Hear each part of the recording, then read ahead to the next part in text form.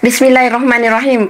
Hai, Assalamualaikum. Welcome back to Cingkih Channel. Terima kasih akak ucapkan kepada semua kerana sentiasa memberi support untuk channel ni.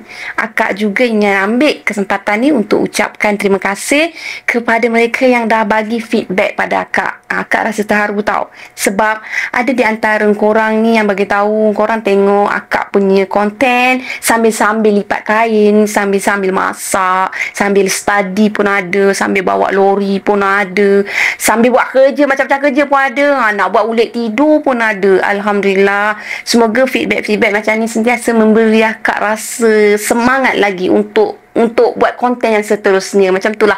Untuk feedback-feedback yang macam agak menegur akak terima, insyaAllah akak akan cuba perbaiki dan akak minta maaf kalau akak ada sebarang kekurangan. Terima kasih semua. Tak kira lah feedback positif ke negatif ke, akak terima seadanya. Alhamdulillah. Hari ni akak akan kongsikan kisah seram. Kalau korang nak dengar, korang stay dengan akak sampai habis. Jom. بسم الله الرحمن الرحيم قل أعوذ برب الناس ملك الناس إله الناس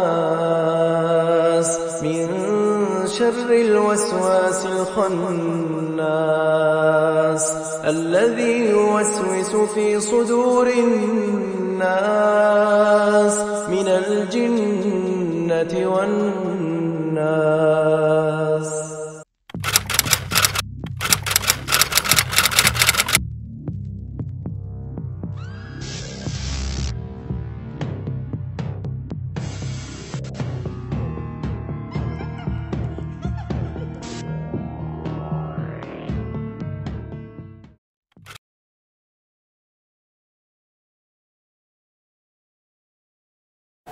Jom korang, kita teruskan dengan kisah yang pertama. Untuk kisah yang pertama ni, akak nak mulakan dengan Bang, ada nampak kepala saya tak? Kalau korang dengar dialog macam tu, korang mesti boleh agak cerita ni berkaitan dengan apa.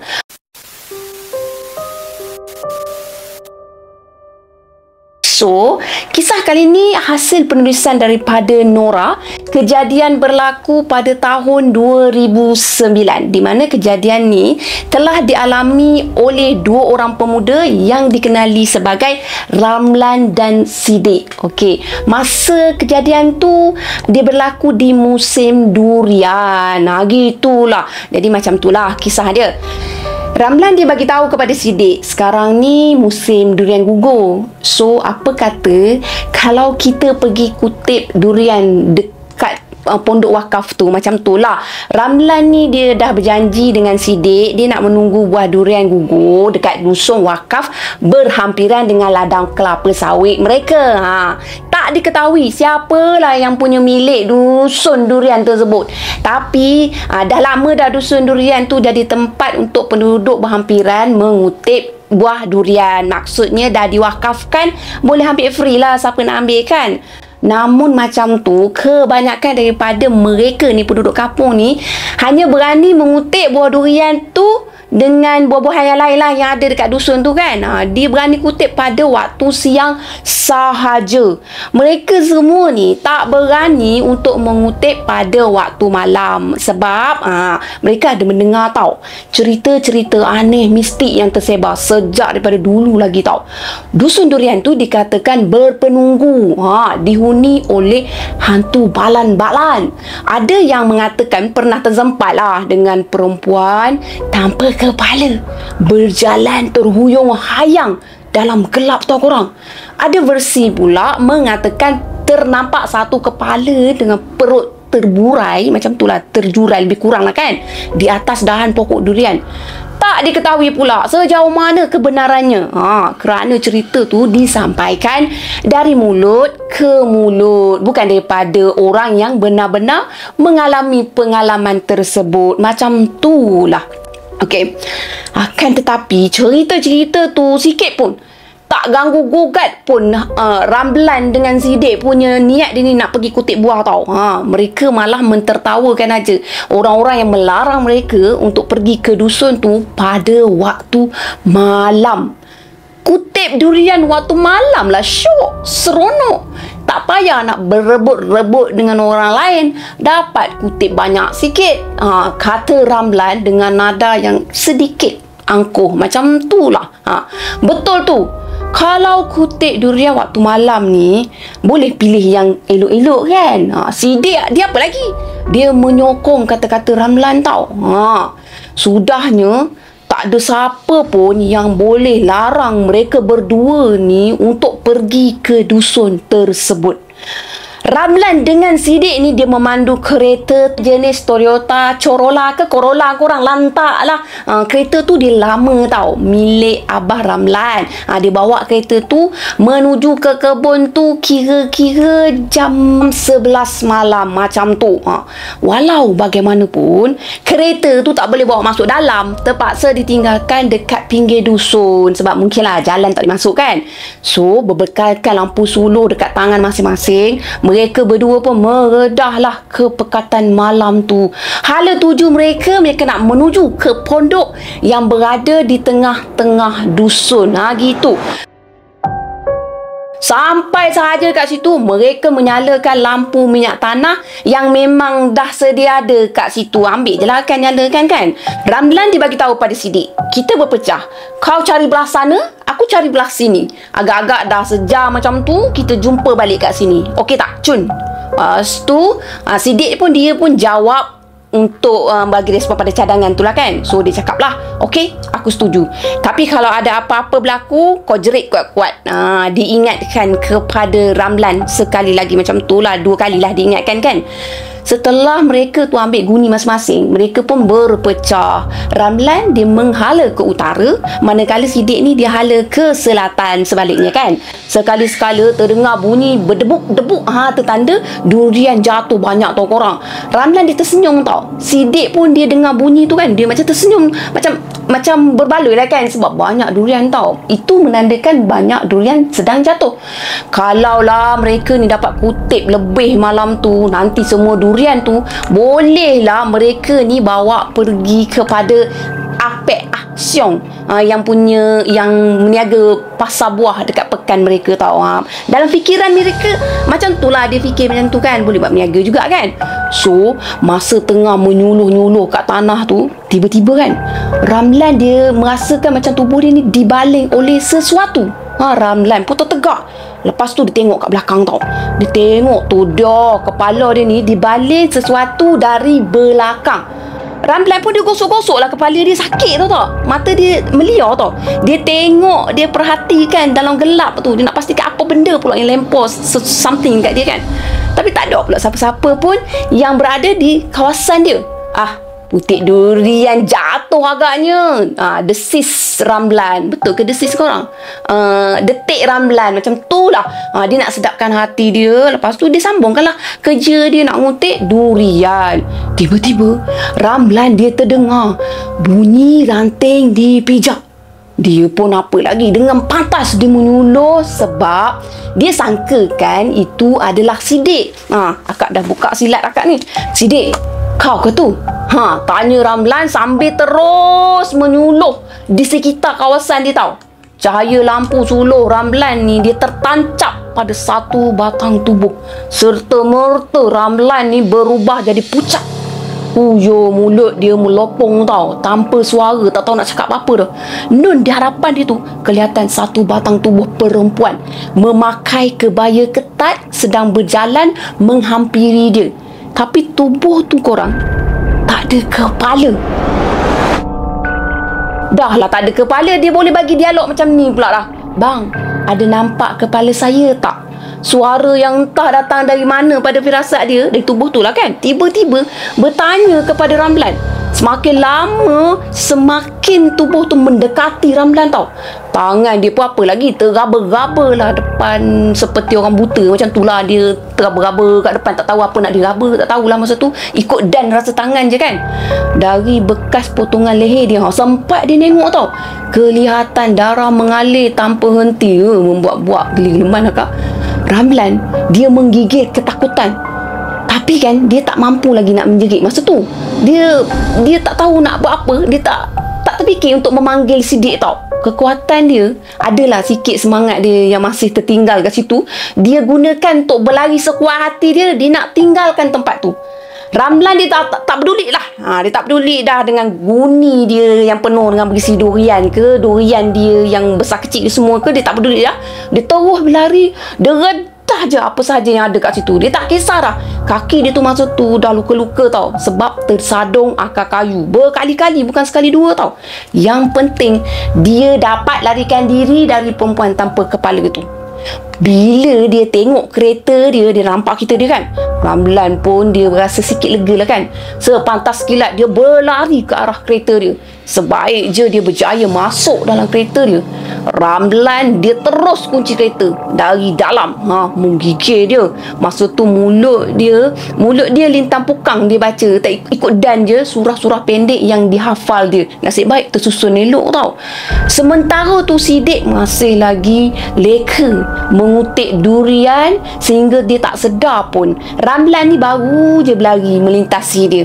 Telinga Sidik ni bagaikan tersumbat untuk menangkap apa-apa bunyi aneh di sekitar dia. Tengah khusyuk kan, tengah galik. Keseronokan Sidik ni mengutik durian membuatkan dia terleka tau. Buk bunyi durian jatuh membuatkan senyuman Sidik tu melirik panjang. Dia senyum lebar macam tu. Sidik terus menyuluh suluhan dia. Dia mendapati ada 3 biji durian bergolek depan mata dia tau. Sidik pun apa lagi, dia mengepek lampu suluh dia kat celah ketiak dia tu. Lepas tu dia mulalah mengutik satu persatu durian tersebut tau.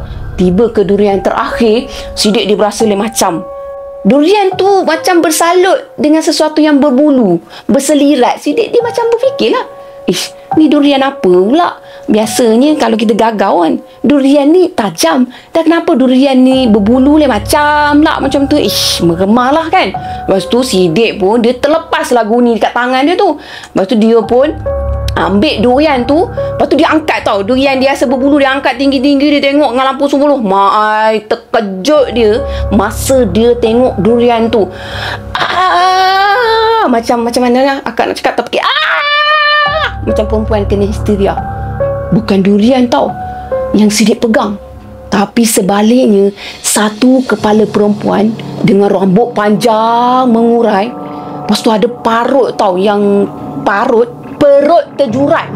Gitu. Kerana terlampau takut, Sidik pun dia balingkan kepala tu sebelum jatuh terduduk. Masa tu lutut dia memang lemah. Lepas tu dia tak boleh nak berhadapan dengan situasi yang tak dijangka tu tau. Jadi masa dia terduduk tu, kepala tu melantun-lantun bagaikan bola sepak tau, terkena kepada satu pohon pokok durian ni. Lepas tu kemudian melayang tinggi naik ke udara. Lepas tu Sidik pun dia ternganga, terkaku kat situ sambil melihat kepala tu berterbangan ke atas udara tau. Mata makhluk tu merenung tepat ke arah Sidik sambil menyeringai. Tunjuk habis taring ni kan. Lepas tu kepala tu tanya pula kepada Sidik, "Abang, nampak badan saya tak?" Suara yang memang tak datang dari mana tiba-tiba bertanya kat Sidik. Macam tu lah. Lepas tu Sidik takkan nak jawab kot. Suara tu bertanya, dia dah boleh agak. Hampir pengsan kau Sidik jadinya. Dia usaha juga sedaya upaya. Dia bangunkan diri dia. Lepas tu dia berlari sekuat hati. Berkali-kali lah Sidik jatuh tergolek juga sebab terlanggar tunggul, terlanggar akar kayu dekat situ. Sidik dia teruskan berlari juga. Dia menuju ke arah pondok. Tapi bila dia sampai dekat pondok tu, dia tengok Ramlan tak ada kat situ. So apa lagi dia nak buat? Bila dia menoleh, dia lihat kepala yang tadi tu mendekati dia macam tu lah. Lebih tepat lah kalau dipanggil tu hantu balang-balang tau. Jadi hantu balang-balang tu dia melayang-layang menghampiri dia macam tu lah. Lepas tu Sidik ni dia tak nak menunggu lama lagi kat situ. Harapan terakhir dia adalah dia berlari menuju ke arah kereta Ramlan yang memang dah terparkir di tepi jalan. Mudah-mudahan dalam hati dia fikir ni, Ramlan ni masih menunggu kat situ. Maksudnya Ramlan ni tak adalah dia start kereta tinggalkan Sidik ni kan. So bila dah sampai dekat kereta tu, alhamdulillah kereta tu masih stay kat situ. Lepas tu Sidik pun lekas-lekas lah dia ketuk kereta tu. Dia bagi tahu, buka pintu ni Ramlan. Pekik Sidik bila dia tengok Ramlan tu ada dah dalam kereta tu tau. Lepas tu Ramlan pun dia cepat-cepat lah tarik kunci kereta tu. Sidik masuk dalam kereta, berpeluh lencun dia, basah kuyup, tak kisah dah tang luka-luka semua tu, dengan nafas yang tercungak-cungak. Kau pun kena? Tanya Ramlan terketa-keta. Sidik mengangguk. Dia angguk je dengan bibir dia. Memang menggeletar. Lepas tu dia tak nak dah bertanya dengan lebih lanjut, tak nak dah bercakap apa-apa lagi. Lepas tu Ramlan pun dia segera pulaskan kunci kereta, dia nak hidupkan enjin kereta. Lepas tu kan ada suara tau,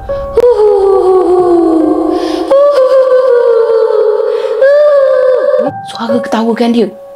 Darah Ramlan dengan Sidik masa tu sama-sama berderau tau korang. Suara tu kedengaran betul-betul dekat belakang dia orang ni, belakang kereta dia tau. Ramlan dan Sidik ni dia berpandangan antara satu sama lain. Waktu mereka pun bagi isyarat masing-masing, tak nak toleh belakang, jangan toleh belakang macam tu. Tak nak toleh, kita teruskan juga. Dengan ketah lutut, Ramlan pun dia drive kereta dia keluar daripada kawasan tu. Sambil tu, suara ketawa tadi berganti menjadi suara tangisan mengiringi perjalanan mereka tau. Macam tu, bersilih ganti gitu. Sampai je dekat rumah Ramlan, mereka berdua dah memang lemah segala. Lutut lemah, badan lemah, kepala lemah, segala jenis. Semua anggota dah lemah. Dia orang pun masuk dalam rumah. Lepas tu dalam keadaan merangkak tau. Dah tak ada tenaga tau. Lepas tu terus tergolek dekat ruang tamu. Ibu bapa Ramlan ni dia terkejut. Sebab bila dia tengok dua orang anak muda tu sama-sama menggigil. Tak mampu dah nak cakap apa-apa. Memang nampak sangat dia orang punya ketakutan tu tau. Esoknya Ramlan dengan Sidik ni terlantar tau korang. Sama-sama terlantar sebab dia demam. Demam bukan apa, terkejut diusik hantu balan-balan. Itulah korang, iktiban kita boleh ambil kat sini. Jangan cakap besar tau. Apa orang nasihat, kita kena ikut. Kita kena, jangan ikut kepala kita je. Kita rasa kita yakin. Tapi kalau ada ilmu di dada yang tinggi, silakanlah. InsyaAllah boleh hadapi semua tu kalau ada ilmu di dada yang tinggi. Okey korang, cerita pertama dah habis.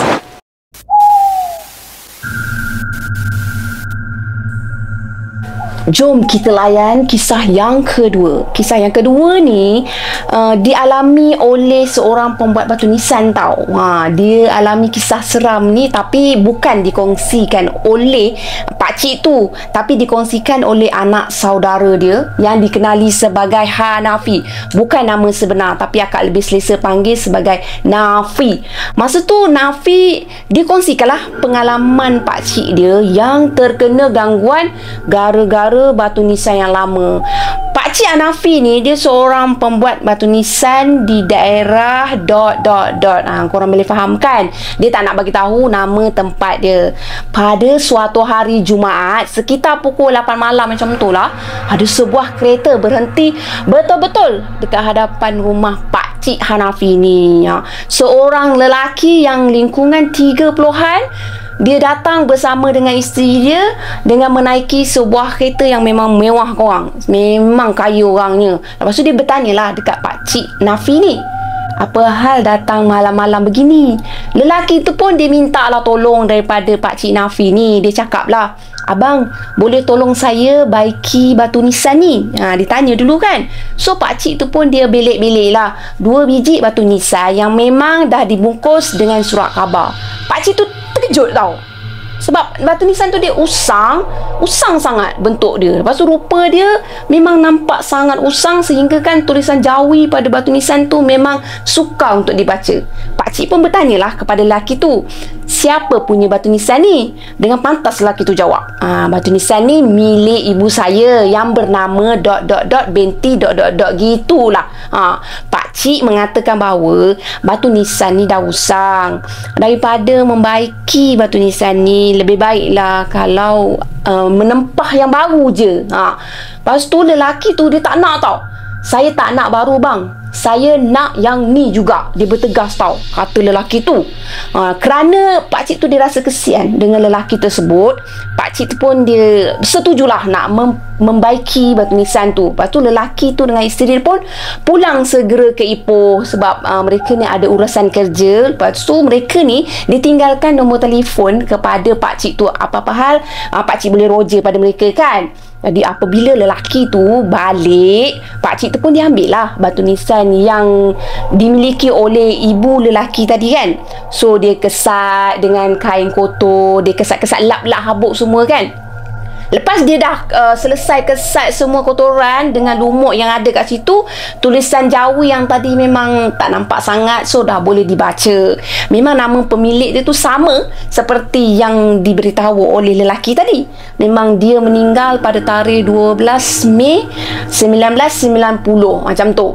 Semasa pakcik tu duk belik-belik rekahan-rekahan yang ada pada batu nisan tu, pakcik dia dipaut rasa sedih tau, sebab dia tengok batu nisan yang tu dah sumbing-sumbing. Lepas tu setahu pakcik lah, dia tak pernah lagi terima permintaan sebegini sejak dia jadi pembuat batu nisan.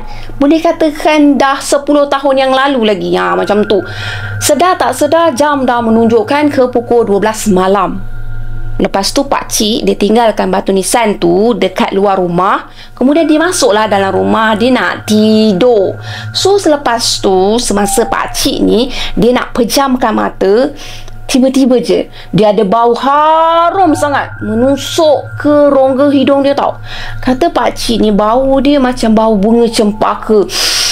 Memang wangi. Tak lama lepas tu, keras, dem, bunyi kaki diseret. Lepas tu kedengaran bunyi berdentung. Terkejutlah pakcik tu. Dia pun terbangun untuk melihat sama ada pencuri ke apa ke dalam rumah tu. Mana nak tahu kan, tiba-tiba masuk pencuri kan. Sedang pakcik tu dia nak bangun daripada baring tu, tiba-tiba kedua-dua belah bahu pakcik tu dia rasa seperti ditimpa benda berat tau. Badan pakcik Nafi ni tak boleh nak bangun. Pakcik Nafi ni dia macam terpaku tau dekat atas katil. Lepas tu dia buka juga mata perlahan. Dia nampak tau cahaya terang benderang. Dekat hadapan pakcik tu ada bayang-bayang hitam besar. Bila pakcik celikkan mata dia lagi, dia ternampak tau seorang wanita yang tinggi dia lampai. Memang tinggi sehingga mencecah ke siling. Dan di tangan kiri wanita tu ada memegang batu nisan. Wanita berbaju hitam koyak rabak tu dia merenung tepat ke muka pakcik lah, gitulah. Lepas tu pakcik tu dia bagi tahulah pada Nafi kan, bahawasanya wanita yang dia nampak tu rambut dia panjang. Lepas tu rambut dia menutupi hampir separuh muka dia. Lepas tu pakcik Nafi dia bagi tahu lagi kat Nafi. Dia tenung ke muka wanita tu. Lepas tu tak jelas lah sebab muka dia tu dah ditutupi oleh rambut dia kan. Dia tak boleh nak nampak wajah wanita tu. Tapi kan ketika tu lah bau busuk menyelubungi bilik dia. Tadi wangi, tiba-tiba lah jadi busuk sangat. Sampai kan dia rasa macam tak pernah tahu bau yang sebusuk tu. Tak pernah bau pun macam tu. Lembaga wanita tu dia semakin menghampiri pakcik. Lepas tu lembaga wanita tu dia angkat tangan dia yang mana pegang batu nisan tu kan. Seperti nak hempap lah batu nisan tu dekat kepala pakcik Nafi ni. Hampir sejengkal lagi, sikit lagi. Lembaga tu memang nak menghampiri dengan pakcik tu. Dia berbisik dalam hati dia pakcik tu lah. Habislah kepala aku, akan hancur berkecai gayanya. Lepas tu dia pejamkan mata dan alhamdulillah lembaga wanita tu pun hilang. Selepas tu pakcik dia teringatkan lah tentang batu nisan yang dibawa oleh pasangan suami isteri tadi tau. Mungkin ke perempuan, maksudnya wanita yang menjelma dalam bilik dia tu, adalah pemilik pada batu nisan tu. Dia cuma sekadar berfikir lah. Mungkin dia tak setuju, dia tak nak Pakcik Nafi ni membaiki batu nisan dia tau. Setelah azan subuh berkumandang, Pakcik pun menelefon lah pasangan suami isteri yang datang tadi sebelum tu kan. Dia bagi tahu pada pasangan tu bahawasanya dia dah bermimpi perkara buruk tau. Dia minta lelaki tu datang balik dekat rumah dia, ambil balik semula batu nisan tu. Lelaki tu pun cakap lah, kenapa bang? Lelaki tu bertanya tau. Dia nak tahu kenapa pakcik tu tak nak baiki kan. Pakcik tak sanggup nak bagi tahu kepada lelaki tu bahawasanya apa yang dialami oleh pakcik tu. Maaf, saya tak boleh baiki batu nisan ni, jawab pakcik berlembut aja. Lah, abang je lah yang boleh tolong saya. Saya hantar batu nisan ni hampir kepada semua orang semuanya. Mula-mula terima, lepas tu call balik suruh ambil, lepas tu hantar balik semula. Pakcik pun nak tolak permintaan saya ke? Pakcik terpaksa juga tolak. Dia bagi tahu kepada Nafi, mungkinlah gangguan tu juga yang menyebabkan orang lain tu memang enggan nak baiki batu nisan tersebut. Kisah kedua tamat.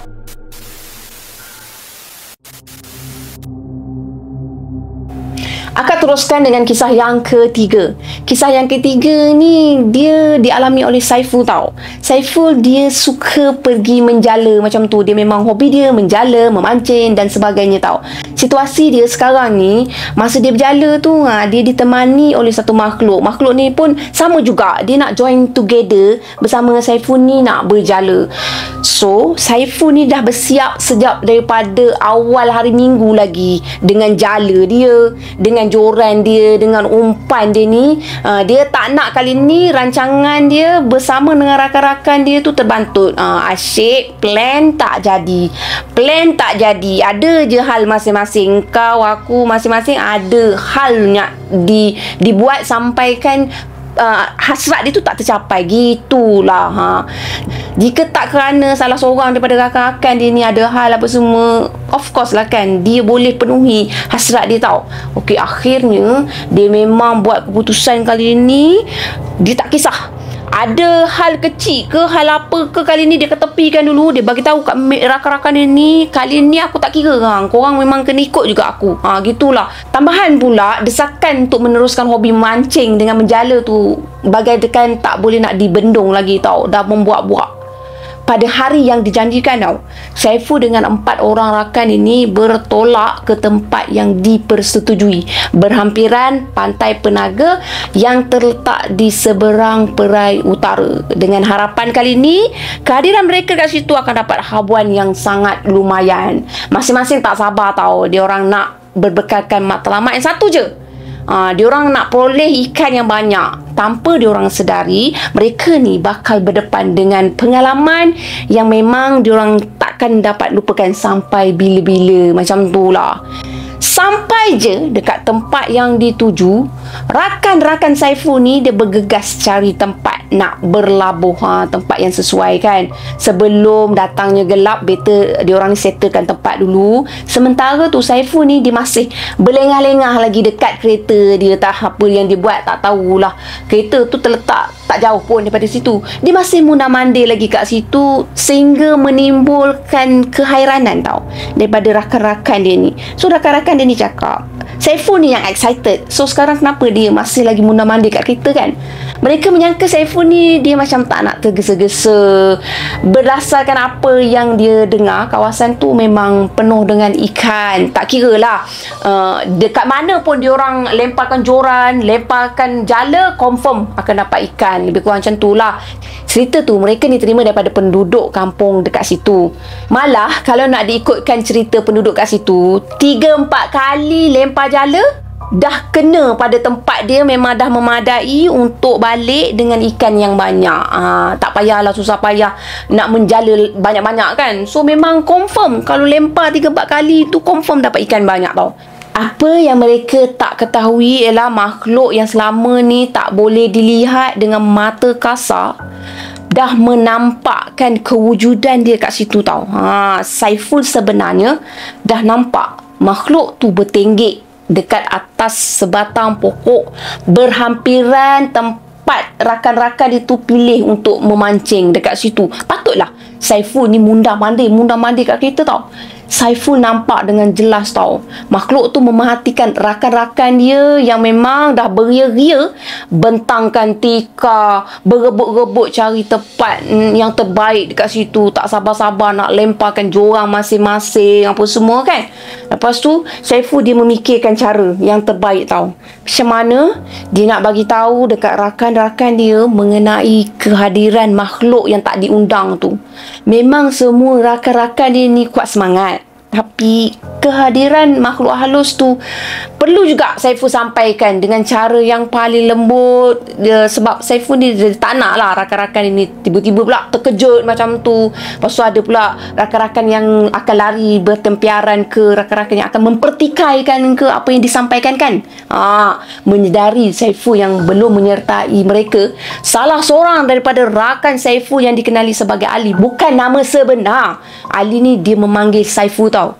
"Oi, tunggu apa lagi? Cepatlah ke sini." Ali melaungkan selepas melemparkan jala dia ke dalam sungai.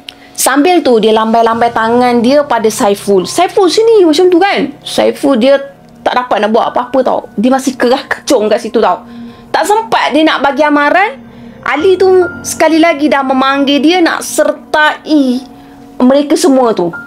Apa yang pelik ialah makhluk halus tu yang dari tadi lagi bertenggek dekat atas pokok tu, dia terlebih dulu menyahut panggilan Ali tau. Ali panggil Saiful, bukan panggil makhluk tu. Tapi makhluk tu dia rasa macam dia yang dipanggil oleh Ali tau. Dari kedudukan dia, Saiful ni nampak dengan jelas tau. Makhluk tu terjun daripada pokok tu, lepas tu berjalan ke arah rakan-rakan Saiful ni dalam jelmaan hitam. Lepas tu jelmaan tu besar. Gitu. Lebih tidak masuk akal lagi bila makhluk tu turut menjenguk korang kat dalam jala yang dilemparkan oleh Ali tu. Seolah-olah dia nak tengok, nak join sekali tau. Dia nak tengok, oi dapat ikan banyak ke? Apa yang dapat kan? Dia macam nak berkongsi rasa gembira tau dengan apa yang mereka dapat, yang Ali dapat pada masa tu. Kehadiran makhluk halus dekat sisi mereka ni masih tak disedari oleh rakan-rakan Saiful ni. Mereka ni seolah-olah macam semakin seronok. Selepas kain mereka ni diragut, setiap kali umpan baru dipasang je dapat ikan, jala dilempar je dapat ikan. Dalam kegairan Ali melemparkan jala, barulah dia perasan masa tu ada kehadiran makhluk tu. Ali dapat perasan juga akhirnya. Ali masa tu dia betul-betul terkejut tau. Lepas tu dia sedikit melatah lah, tapi semangat lelaki Ali ni dia masih kental untuk mempersendakan makhluk berkenaan. Macam tu lah dia macam jagalah macam tu.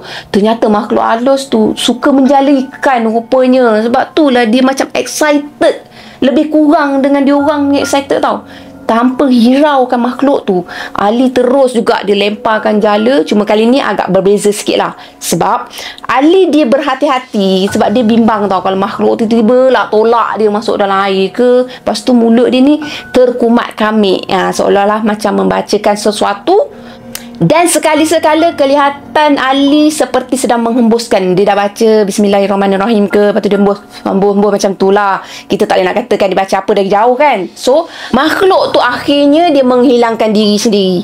Sebab apa tahu, dia merasakan kehadiran dia ni macam tak dihiraukan Ali. Macam Ali ni buat tak tahu, buat dek je kat dia. Macam dia nak berkawan apa semua dengan dia orang kan. Tapi dia orang ni buat tak tahu aja, macam tu lah. Lepas tu rakan-rakan Ali yang lain ni semakin seronok melayan ikan yang makan pada umpan dia lah kan. So mereka ni tak merasakan kehadiran makhluk tu sehingga hari ni Saiful dia tak dapat nak jelaskan cerita mengenai apa yang dia tengok apa semua kepada rakan-rakan yang lain, melainkan Ali yang memang turut melihat kepada makhluk tu. Sejak tu jugalah Saiful dia tak lagi ke tempat tu. Lepas tu dia menolak lah kalau diajak memancing oleh rakan-rakan dia. Lebih-lebih lagi kalau rakan-rakan dia tu terlebih dahulu menceritakan perkara yang ganjil dan aneh di tempat yang bakal mereka memancing. Macam tu lah kisah yang ketiga berakhir. Sekian. Sekian dulu kisah-kisah seram daripada akak. Apa yang baik sama-sama kita ambil jadikan sebagai tauladan. Apa yang buruk sama-sama kita ambil jadikan sebagai sempadan. Maknanya yang buruk kita jangan ambil tau. So akak nak ucapkan terima kasih pada korang semua kerana dengar daripada awal sampai akhir. Andai kata korang ada kisah seram untuk dikongsikan dengan kami, korang bolehlah DM dengan Cengkeh Channel. Terima kasih korang. Bye. Assalamualaikum. Bye. Jangan lupa subscribe. Bye.